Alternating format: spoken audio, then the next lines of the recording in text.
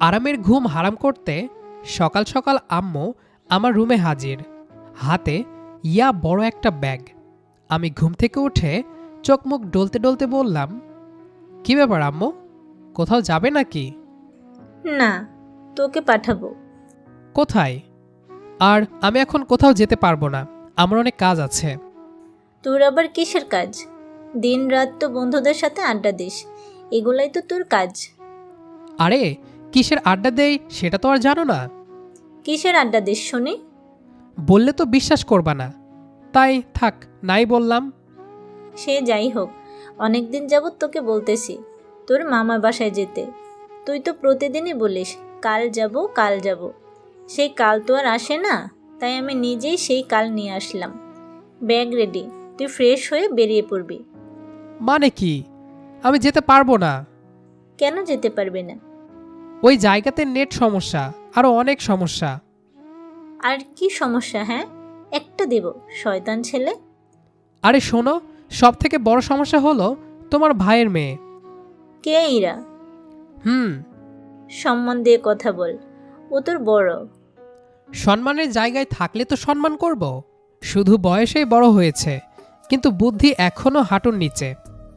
তোর এসব ফালতু কথা আমি শুনতে চাইনি। তোর আব্বু অফিসে যাবে, আমি গেলাম। যা বলেছি তাই যেন হয়। এইটুকু বলেই আম্মু চলে গেলেন। এর আগে আমার পরিচয়টা দিয়ে দেই। আমি রাসেল, অনার্স থার্ড ইয়ারে পড়াশোনা করছি। বাবা মায়ের একমাত্র ছেলে আমি, আর কোনো ভাই বোন নেই আমার। ঠিক তেমনই হলো ইরা, মানে ইরা আপু। উনিও মামা মামির একমাত্র মেয়ে, তবে প্রচুর শয়তান, বাট কিউটের ডিব্বা। কত ছেলে যে ইরা আপুর জন্য পাগল তার কোনো হিসাব নেই। কিন্তু ইরা আপুর একটা স্বভাব ভালো লাগে, উনি আজ পর্যন্ত কোনো রিলেশন করেননি, কাউকে পাত্তাও দেননি, কিন্তু সবসময় আমাকে অনেক জ্বালাতন করে। ওদের বাসায় গেলে এমন ব্যবহার করে যেন তাড়িয়ে দিচ্ছে। কিন্তু আমি যদি রাগ করে চলে যেতে চাই, তখন আমার ব্যাগ বা ফোন খুঁজে পাই না। আমি বুঝি ইরা আপুই লুকিয়ে রাখে যাতে আমি না যাই, আর নীরবে তার নির্যাতন সহ্য করতে থাকি। এই ভয়েই যেতে চায় না। কিন্তু এই কয়েকদিন ধরে মামা মামি ফোন করা শুরু করেছেন যাওয়ার জন্য। এদিকে আম্মুও খেপেছেন, তাই আর কোনো উপায় নেই, যেতে তো আমাকে হবেই। ফ্রেশ হয়ে খাবার খেতে খেতে ভাবলাম ইরার জন্য কিছু নিয়ে যেতে হবে। আপু আপু বলতে আর ভালো লাগে না, ওর সামনেও মাঝে মাঝে ইরা বলেই ডাকি। যাই হোক, খাবার শেষ করার পর আম্মু আমার বাইকের পেছনে ব্যাগটা শক্ত করে আটকে দিলেন। আমি বাইকে উঠে ইরাকে একটা ফোন দিলাম, কিন্তু ওর ফোন বন্ধ পেলাম। তাই আর ফোন না দিয়ে ওদের বাসার উদ্দেশ্যে বের হলাম। রাস্তার ওপর দিয়ে বাইকটা ধীরে ধীরে চালাচ্ছি, কিন্তু মাথার ভিতর স্পিড 100-র উপর। গ্রামের রাস্তা মানেই কাঁচা মাটি, দুই পাশে সবুজ ধান ক্ষেত, মাঝে মাঝে গরু ছাগল রাস্তা দখল করে দাঁড়িয়ে থাকে। বাতাসে একটা আলাদা গন্ধ, শহরের মতো ধোঁয়া নেই, কিন্তু শান্তিটা যেন জোর করে ঢুকিয়ে দেয় মনে। আমি যতই ভাবি যাব না, কিন্তু শেষ পর্যন্ত আসতেই হলো। মামাদের বাড়ির সামনে গিয়ে বাইক থামাতেই গেটের ভেতর থেকে চিৎকার। আম্মু, রাসেল আসছে। আমি বুঝে গেলাম আমার আগমন ঘোষণা করার দায়িত্ব কেউ একজন আগেই নিয়ে রেখেছে। গেট খুলে দেখি ইরা আপু দাঁড়িয়ে আছে। সাদা নীল প্রিন্টের সালোয়ার কামিজ, চুল খোলা, হাতে মোবাইল, মুখে সেই চেনা বিরক্ত ভাব। এতদিন পর রাস্তা চিনে আসতে অসুবিধে হয়নি তো? রাস্তা তো চিনি, শুধু কিছু জিনিস এড়িয়ে চলার চেষ্টা করি। ও তাই? সোজাভাবে বললেই তো হয়, আমার ভয়ে আসিস না। ভয়? আমি? প্লিজ। সেটা তোকে দেখলেই বোঝা যায়। এই মেয়েটা এমনই, সবসময় খোঁচা মেরে কথা বলবে। মামা বারান্দা থেকে বের হয়ে এসে আমাকে জড়িয়ে ধরলেন। কিরে বাবা, অবশেষে এলি? মামা, এবার তো পালানোর রাস্তা ছিল না। মামিও এসে মাথায় হাত বুলিয়ে দিলেন। কেমন শুকিয়ে গেছিস রে, শহরের হাওয়া ভালো না। আমি মনে মনে বললাম, শহরের হাওয়া না, আপনার মেয়ের অত্যাচার ভালো না। ব্যাগ রেখে বসতেই ইরা আপু এসে আমার সামনে একটা জুসের গ্লাস রেখে বলল, এই নে খা, অনেক রাস্তা পেরিয়ে এসেছিস। আমি অবাক হয়ে বললাম, এত আপ্যায়ন করা কবে থেকে শিখলে? শিখিনি কিছুই, আম্মু বলল দিতে তাই দিয়েছি। কথাটা বলেই গ্লাসটা দেওয়ার সময় ওর হাত একটু কেঁপে উঠছিল। আমি লক্ষ্য করলাম, কিন্তু কিছু বললাম না। বিকেলের দিকে উঠানে সবাই বসে গল্প করছে। আমি আর ইরা আপু একটু দূরে দাঁড়িয়ে আছি। তোমার ফোন বন্ধ কেন ছিল? এমনি। এমনি কেন? আমার জন্য বন্ধ করেছিলে? ইরা চোখ বড় বড় করে তাকালো। নিজের গুরুত্ব এত বাড়িয়ে ফেলিস না প্লিজ। রাতে খাওয়ার পর আমি আমার রুমে ঢুকে দেখি বিছানার ওপর আমার ফোন নেই। আমি বুঝে গেলাম। বাইরে বের হতে দেখি ইরা আপু বারান্দায় দাঁড়িয়ে আছে। ফোনটা দাও। কোন ফোন? নাটক করো না। এই কয়েকদিন ফোন ছাড়া থাকতে পারবি না? আমি একটু কাছে গিয়ে বললাম, তুমি চাইছো আমি তোমার সাথে বকবক করি? হুম। ওকে, আজকের দিনটাই তো। মানে? মানে কালকে চলে যাব। কেন? এমনি। আমি থাকলেও কি না থাকলেও কি, আসবো আর যাব, এটাই তো ফর্মালিটিস। ইরা চুপ। প্রথমবার ওকে চুপ থাকতে দেখলাম। কয়েক সেকেন্ড নীরবতা। তারপর ও বলল, সবাই চাই তুই থাক। সবাই মানে? ইরা চোখ সরিয়ে নিয়ে বলল, আব্বু, আম্মু আর কে? কেউ না। আমি হেসে ফেললাম ওর কথায়। হালকা বাতাস বইছে, চাঁদের আলো উঠানে পড়ছে। ওর চুল উঠছে একটু একটু করে। আমি ভাবতে লাগলাম, এতদিন যে জ্বালাতন বলে ভাবতাম সেটা হয়তো পুরোটা জ্বালাতন না। কিন্তু না, এত সহজে এসব ভাবাও ঠিক না। পরের দিন সকালেই নতুন নাটক শুরু হলো। আমি ঘুম থেকে উঠে দেখি দরজার বাইরে তালা। আমি চিৎকার দিলাম, ইরা আপু! বাইরে থেকে শান্ত গলায় জবাব এলো। কি হয়েছে বল। আমি দাঁত চেপে বললাম, দরজা লাগিয়েছ কেন? দরজা খোলো। আগে বল 2 দিন থাকবি। ব্ল্যাকমেল করছো? যেইটা তুই ভালো মনে করিস। ঠিক আছে, থাকবো। কসম? আরে কসম টসম কিছু না, কথা দিলাম 2 দিন থাকবো। এখন দরজা খোলো। কথা দিলে কিন্তু ভাঙতে পারবি না। আমি তোমার মতো না। দরজা খুলতে দেখি ইরা আপু দেয়ালে হেলান দিয়ে দাঁড়িয়ে আছে, মুখে বিজয়ের হাসি। ভালো ছেলে হয়ে গেছিস দেখছি। তোমার জন্য না, নিজের ইজ্জতের জন্য। ইজ্জত বাঁচাতে দরজা খোলা রাখতে হয় নাকি? আমি কিছু না বলে পাশ কাটিয়ে বের হয়ে গেলাম, কিন্তু ভিতরে ভিতরে রাগের সাথে একটু অদ্ভুত শান্তিও লাগছিল। যেন এই ঝগড়াগুলো না থাকলে জায়গাটা ফাঁকা ফাঁকা লাগতো। সকালে নাস্তার টেবিলে মামা হেসে বললেন, কিরে আজ তোকে মন মদা লাগছে কেন? দরজায় তালা দিয়ে কেউ ঘুম ভাঙালে এমনই লাগবে। মামি অবাক হয়ে ইরার দিকে তাকালেন। আবার কি করেছিস তুই? কিছু না তো, ও নিজেই নাটক করছে। নাটক আমি করি? তুই ছাড়া আর কে? সবাই হেসে উঠল। আমি মুখ গোমড়া করে বসে রইলাম, কিন্তু মনে মনে ভাবলাম, এই মেয়েটা একদিন আমাকে সত্যি পাগল করে দেবে। দুপুরে উঠানে আম গাছের নিচে বসেছিলাম। নেটওয়ার্ক সত্যিই বাজে।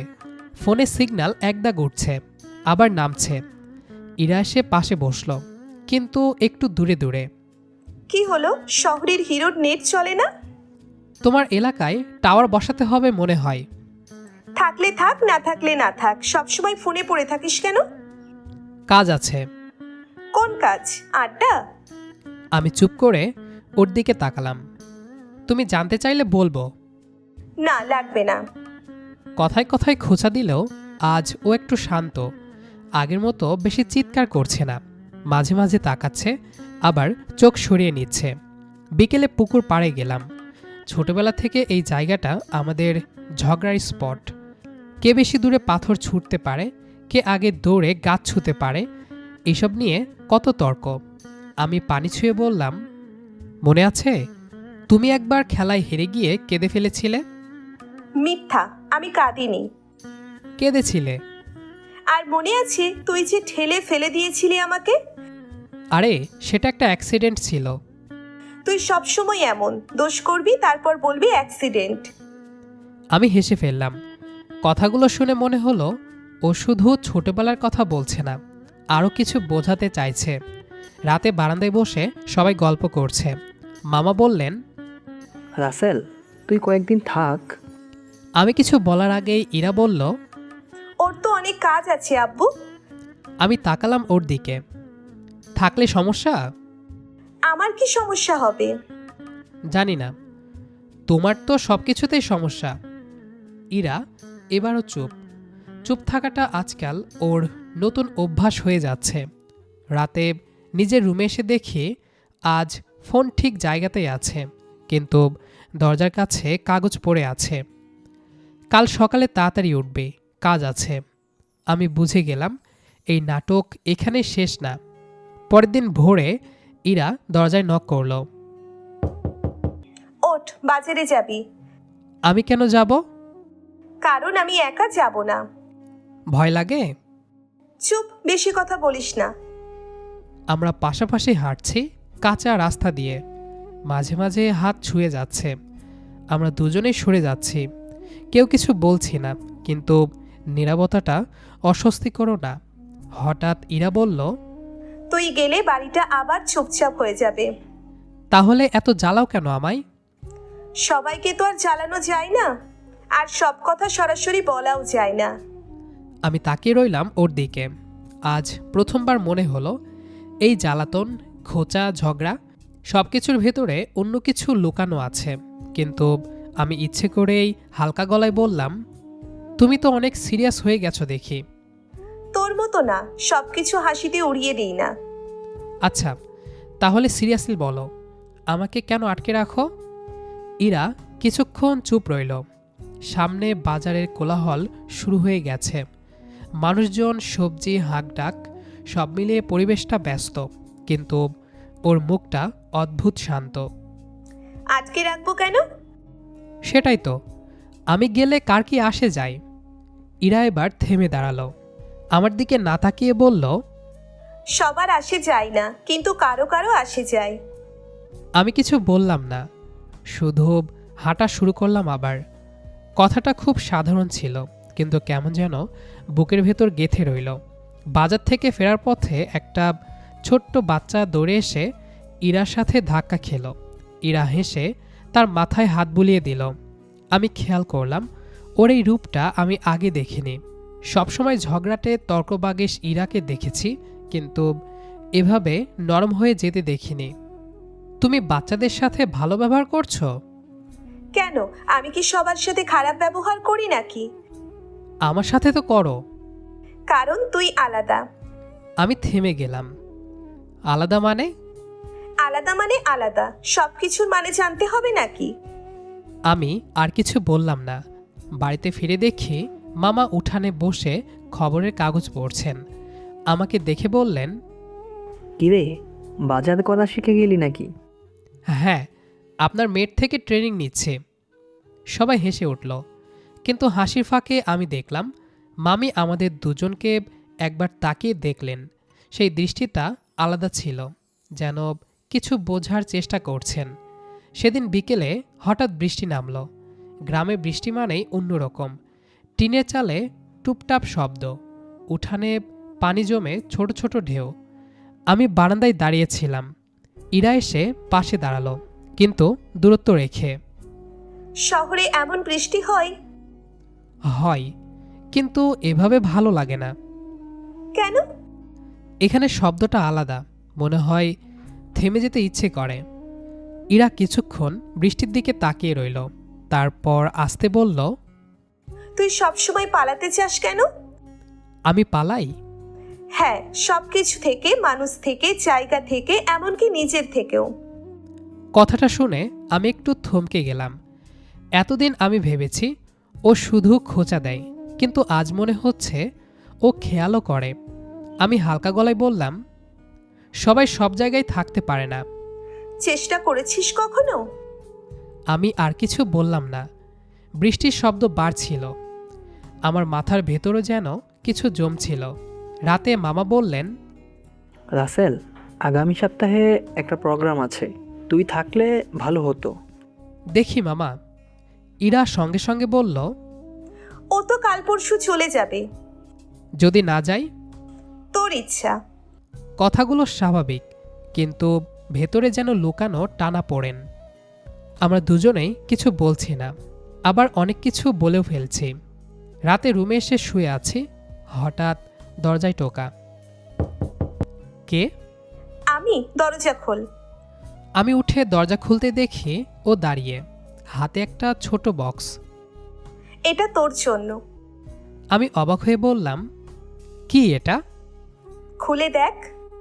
খুলে দেখি ছোট একটা হাত ঘড়ি। এটা কেন? তুই সবসময় সময় মতো আসিস না, তাই ভাবলাম সময়টা হাতে বেঁধে রাখ। আমি হেসে বললাম, আমাকে নিয়ন্ত্রণ করার নতুন প্ল্যান? ভাবতে পারিস। যদি না পড়ি? তাহলে ফেরত দিবি। আমি ঘড়িটা হাতে পরে নিলাম। ঠিক আছে, দেখি সময় আমাকে কোথায় নিয়ে যায়। ইরা কয়েক সেকেন্ড তাকিয়ে রইল, তারপর বলল, সময়কে দোষ দিবি না কিন্তু। ও চলে গেল। আমি ঘড়িটার দিকে তাকিয়ে রইলাম। মনে হলো এটা শুধু একটা ঘড়ি না, এটা ইঙ্গিত। কিন্তু ঠিক কোন ইঙ্গিত সেটা বোঝার সময় এখনও আসেনি। পরের দিন সকালে মামা হঠাৎ বললেন, রাসেল, তোর জন্য একটা প্রস্তাব এসেছে। আমি চমকে উঠলাম। প্রস্তাব মানে? মামা হেসে বললেন, চাকরির। ঢাকায় আমার এক বন্ধু আছে, ওর বড় কোম্পানি, সেখানে ম্যানেজার পদে নিয়োগ চলছে। আমি বলছিলাম তোর কথা, বলল তুই দেখা করতে। আমি একটু চুপ করে রইলাম, সবাই আমার দিকে তাকিয়ে। ইরা চুপচাপ, কিন্তু ওর চোখে কেমন অস্থিরতা। আমি ধীরে বললাম, মামা, একটা কথা বলি, রাগ করবেন না? আরে পাগল, বল। আমার চাকরি করার তেমন ইচ্ছে নেই, মানে কারো আন্ডারে কাজ করার চেয়ে আমি নিজের কিছু করতে চাই। ছোট থেকে একটা প্ল্যান আছে, ব্যবসা করব। কি ব্যবসা? এখনও পুরো ঠিক করিনি, তবে অনলাইনে আর লোকাল সাপ্লাই নিয়ে কিছু করতে চাই। রিস্ক আছে জানি, কিন্তু চেষ্টা না করলে আগাবো কিভাবে? মামা আমার দিকে তাকিয়ে রইলেন, তারপর গম্ভীর গলায় বললেন, চাকরি করলে নিশ্চিত আয়, আর ব্যবসা করলে অনিশ্চয়তা। কিন্তু তুই যদি সত্যি মন থেকে করতে চাস তাহলে কর, ভয় পেয়ে পিছিয়ে যাস না, দরকার হলে আমি আছি। আমি অবাক হয়ে গেলাম। সত্যি? হ্যাঁ, নিজের স্বপ্ন থাকলে সেটা ধরা উচিত। সবাই চাকরি করার জন্য জন্মায় না, কিন্তু ঝুঁকিগুলো বুঝে নিবি। আমি মাথা নেড়ে বললাম, বুঝেই করব। সেদিন বিকেলে ইরা একবারও কিছু বলল না এই ব্যাপারে, শুধু দূর থেকে দেখছিল, যেন কিছু ভাবছে। দিনগুলো কেমন দ্রুত কেটে যেতে লাগলো। ঝগড়া আছে, খোঁচা আছে, কিন্তু আগের মতো তীব্র না, বরং মাঝে মধ্যে অদ্ভুত চুপচাপ মুহূর্ত তৈরি হচ্ছে। আমার যাওয়ার দিন ঠিক হয়ে গেল, আর মাত্র কয়েকদিন বাকি। পরের দিন দুপুরে ইরাপুর এক বান্ধবী এলো ওদের বাড়িতে। আমি উঠানে বসেছিলাম, ওরা ভেতরের ঘরে গল্প করছিল। কৌতূহলবশত আমি পাশের করিডোরে গিয়ে দাঁড়ালাম। দরজা পুরো বন্ধ না, আধ খোলা। ভেতর থেকে বান্ধবীর গলা, কি রে, মুখটা এমন কেন? ও চলে যাবে দেখে? গেলে যাবে, সবাই তো চায়। তুই কি চাস ও যাক? আমি কি চাই না চাই সেটা কি কেউ জানতে চায়? তুই ওকে পছন্দ করিস না? ইরা দীর্ঘশ্বাস ফেলল। পছন্দ না করলে কি এত ঝগড়া করতাম, এত রাগ করতাম, এত যত্ন করতাম? তাহলে বলছিস না কেন ওকে তোর মনের কথা? আমি ভয় পাই। কিসের ভয়? যদিও না মানে, যদি চিরদিনের জন্য হারিয়ে যায়। ও তো সবকিছু হালকা করে নেয়। আমি সিরিয়াস কথা বললে উল্টে মজা করবে, তখন আমি কি করব? ও চলে গেলে বাড়িটা ফাঁকা লাগে, ও থাকলে সারা দিন ঝগড়া করি। কিন্তু সত্যি বলতে আমি ওকে অনেক ভালোবাসি, কিন্তু মুখে বলতে পারি না। আমি চাই ও নিজে বুঝুক। আমার বুকের ভেতর কেমন ধাক্কা খেল। আমি দেওয়ালে হেলান দিয়ে দাঁড়িয়ে রইলাম। এতদিন যে জ্বালাতন ভেবেছি, তার ভেতরে এসব লুকানো ছিল। ভেতর থেকে আবার ইরার গলা, ও যদি কখনো সত্যি চলে যায় দূরে কোথাও, তখন আমি কি করব? দেখ ইরা, এখনো সময় আছে, ওকে সব বলে দে। না, এখন বললে রাসেল মনে করবে ও চলে যাচ্ছে বলে বলছি। আমি আর দাঁড়িয়ে থাকতে পারলাম না, নিঃশব্দে সরে এলাম। সারাদিন ইরা স্বাভাবিক আচরণ করলো, ঝগড়া করলো, খোঁচা দিল, হাসলো, যেন কিছুই হয়নি। রাতে বারান্দায় দাঁড়িয়েছিলাম, ইরা এসে পাশে দাঁড়ালো। কাল কয়টায় যাবি? সকালে। হুম। কি হলো আজ চুপচাপ? না তো, তুই বেশি ভাবছিস। আমি ওর দিকে তাকালাম, বলতে ইচ্ছে করছিল সব শুনেছি, কিন্তু বললাম না। আমি শুধু বললাম, আমি চলে গেলে বাড়িটা খুব শান্ত হয়ে যাবে না? ইরা আমার দিকে তাকালো, কয়েক সেকেন্ড চোখে চোখ, তারপর মুখ ঘুরিয়ে নিল। বেশি ভাবিস না, তুই তো আবার আসবি। আমি আসতে বললাম, যদি আর না আসি? সেটা তোর একান্ত ব্যক্তিগত ইচ্ছে, আমি জোর করার কেউ না। ইরা কথাটা স্বাভাবিকভাবে বললেও গলার ভেতর কাঁপনটা আমি স্পষ্ট শুনতে পেলাম। আমি জোর করার কেউ নয়। এই এক লাইনের আড়ালে কতটা অভিমান লুকানো থাকতে পারে আগে বুঝিনি। আমি আর নিজেকে সামলাতে পারলাম না, ধীরে বললাম, আসলেই তুমি জোর করার কেউ না? ইরা তাকালো না। চাঁদের আলোয় ওর পাশের চুলগুলো উঠছে, কিন্তু মুখটা শক্ত। যদি বলি কেউ একজন চায় আমি থাকি? ইরা এবার তাকালো, চোখে বিস্ময়, ভয় আর লুকানো আশা। কে চাই? আমি একটু এগিয়ে গেলাম। যে আমার সাথে ঝগড়া করে, অভিমান করে, আমার জন্য সময় বেঁধে রাখতে চাই, যে বলে না কিন্তু চাই আমি যেন তাকে বুঝি। ইরার ঠোঁট কেঁপে উঠল। তুই কি বলতে চাইছিস? আমি একটা গভীর শ্বাস নিলাম। আজ দুপুরে সব শুনেছি। কি শুনেছিস? এই যে, আমি চলে গেলে বাড়িটা ফাঁকা লাগে, তুমি ভয় পাও আমি দূরে চলে যাব বলে, আর সবচেয়ে বড় কথা, কি কথা? তুমি আমাকে ভালোবাসো। ইরার চোখ ছলছল করে উঠল। আমি আবারও বললাম, এতদিন ভেবেছি তুমি শুধু ঝগড়াটে, কিন্তু আজ বুঝলাম তোমার ঝগড়ার ভেতর যত্ন আছে, তোমার রাগের ভেতর ভয় আছে, আর তোমার খোঁচার ভেতর ভালোবাসা আছে। ইরার চোখে পানি চলে এলো। ও ঘুরে দাঁড়ালো, যেন লুকাতে চাই। আমি ওর সামনে গিয়ে দাঁড়ালাম। তুমি চেয়েছিলে আমি যেন নিজে বুঝি। দেখো, আমি বুঝেছি। আর একটা কথা, তুমি একা না, আমিও পালাতে পালাতে ক্লান্ত। আর আজ প্রথমবার মনে হচ্ছে কেউ যদি সত্যি ধরে রাখতে চায় আমায়, তাহলে আমি কেন পালাবো? সত্যি কি তুই থাকবি? থাকবো, সারা জীবন তোমার পাশে ছায়া হয়ে, যদি তুমি চাও। আমি তো অনেক আগে থেকেই চাই। তাহলে এতদিন নাটক কেন করলে? কারণ সরাসরি বলতে ভয় পেতাম। এখন এখন ভয় নেই, তুই তো সব বুঝে ফেলছিস।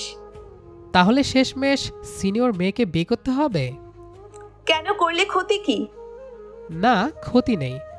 শুনেছি সিনিয়র মেয়েকে বিয়ে করলে আদর বেশি পাওয়া যায়। এক মিনিট, তুই এত কিছু কিভাবে জানিস? এর আগে কয়টা সিনিয়র মেয়ের সাথে রিলেশন করেছিস? ছি ছি, কি যে বলো, আমি অমন ছেলেই না। এসব রিলেশন টিলেশন আমি করি না, আমি ভালো ছেলে। ওরে বাদর, তুই যে কতটুকু ভালো তা আমার জানা আছে। জানাই যখন আছে, তাহলে এবার একটা কিছু দাও। মানে কি দিব? আমি আমার গালটা এগিয়ে দিয়ে হাত দিয়ে ইশারা দিলাম। ইরা বুঝতে পেরে বলল, ফাজিল ছেলে, এসব অসভ্যতামি কোথা থেকে শিখেছিস? আজব তো, এখানে অসভ্যতামের কি হলো? 2 দিন পর তো তুমি আমার বউ হবে, তাহলে আগে থেকে প্র্যাকটিস করলে ক্ষতি কি? দাও না, একটা কিসই তো। তবে রে। বলে ইরা আমাকে মারতে আসলে আমি দৌড়ে পালালাম। আর এভাবেই চলতে থাকলো আমাদের দুষ্টু মিষ্টি ভালোবাসার দিনগুলো। এই ছিল রাসেল আর ইরার গল্প। একটা সম্পর্ক যেখানে ঝগড়া ছিল, অভিমান ছিল, সব কিছুর ভেতর লুকিয়ে ছিল এক নিঃশব্দ ভালোবাসা। সব ভালোবাসা মুখে বলা যায় না, কিছু ভালোবাসা বুঝতে হয় চোখের ভাষায়, আচরণে আর ছোট ছোট যত্নে। যে মানুষটা তোমাকে সবচেয়ে বেশি জ্বালায়, সেই মানুষটাই হয়তো তোমাকে সবচেয়ে বেশি ভালোবাসে। আপনার কেমন লাগলো এই গল্পটি কমেন্ট করে অবশ্যই জানাবেন। ভিডিওটি ভালো লাগলে লাইক দিন, আর এমন আরও রোমান্টিক লাভ স্টোরি শুনতে এখনই চ্যানেলটি সাবস্ক্রাইব করে পাশে থাকুন। আপনাদের ভালোবাসায় আমাদের অনুপ্রেরণা। আজকের মতো এখানেই শেষ। আবার দেখা হবে নতুন কোনো গল্পে, নতুন কোনো অনুভূতিতে। ভালো থাকুন, ভালোবাসায় থাকুন।